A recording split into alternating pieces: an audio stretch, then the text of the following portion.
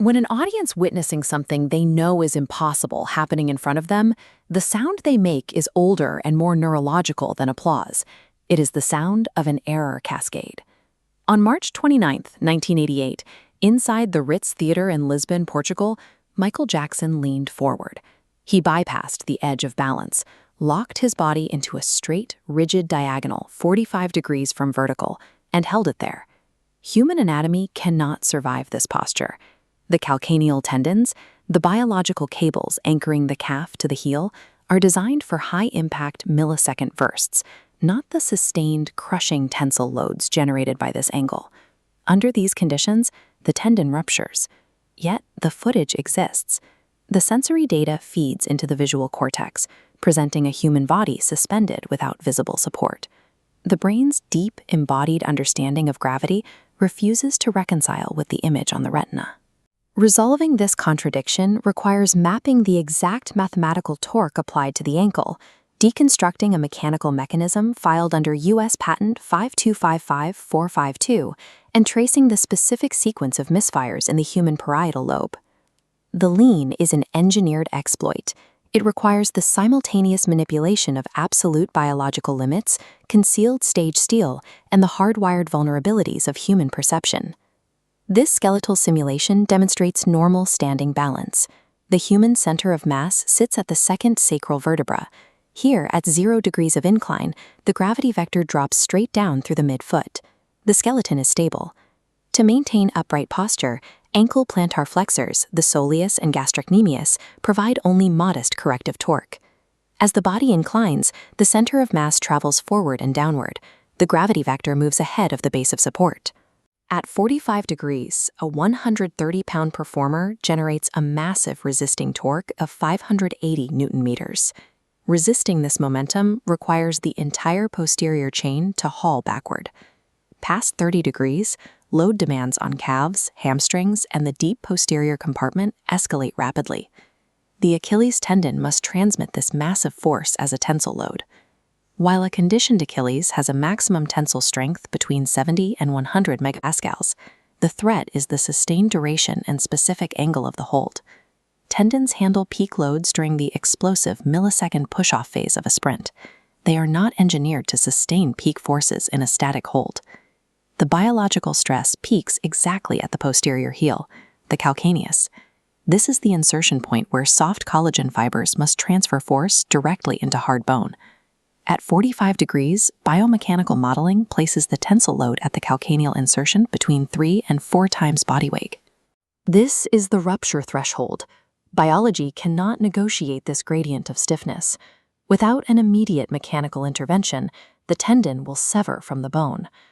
On October 26, 1992, the United States Patent Office received an application for a method and means for creating anti-gravity illusion. This document outlines the mechanical bypass for the Achilles tendon. The mechanism relies on a targeted modification to a standard pump-style stage shoe. A triangular slot, exactly 8 millimeters wide at its opening, is machined directly into the sole of the heel. During the performance, a precisely calibrated chromed metal hitch pin rises from a recessed cavity in the stage floor. As the dancer's heel descends, the pin engages the slot, creating a mechanical lock. By providing a rigid anchor point, this mechanism converts the massive tensile demand on the leg from a highly stressful, unsupported cantilever into a partially braced system. The peak loads bypass the calcaneal insertion entirely.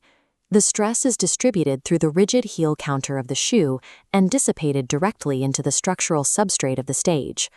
But the hitch pin does not hold the entire body. It only neutralizes the single force concentration that would cause a rupture. Above the ankle, the biological demand remains extreme. The gastrocnemius fires continuously. The hamstrings, glutes, and erector spinae execute a sustained near-maximal co-contraction to hold the spine rigid. Maintaining this full-body rigidity requires an isometric hold that ranks among the most demanding static poses measured in human movement science. The patent removes the physical impossibility, allowing the performer to survive the pose. Executing it still requires an exceptional biomechanical instrument. The illusion works because the human visual system operates on a predictive processing framework. We do not passively record light. The brain maintains a generative model of the world and anticipates sensory input. Gravity is the deepest prior in that model. Decades of proprioceptive feedback have burned a strict physical simulation into the parietal cortex. Objects fall, unsupported weight collapses, and the center of mass must stay over the base of support. When the visual cortex registers a rigid human body resting at 45 degrees with a completely flat, featureless floor beneath it, it receives data that its internal physics model calculates as impossible. This triggers an immediate vestibular visual conflict. Your inner ear confirms you are upright, but your eyes track a human form that is not falling. The brain searches for a visible support cable or a trick of perspective. It finds nothing. Simultaneously, the action observation network simulates another person's movements in your own motor cortex, running the physical requirements of the pose. It immediately reports back that the forces cannot be sustained.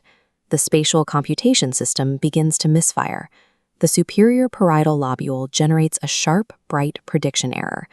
A continuous error signal cascades forward into the prefrontal cortex, which fails to update the body schema, and down into the limbic pathways. When the brain encounters a continuous, irresolvable mismatch between hardwired expectation and direct observation, the resulting neurological dissonance is consciously experienced as awe. The trick does not fool the visual system into seeing something false.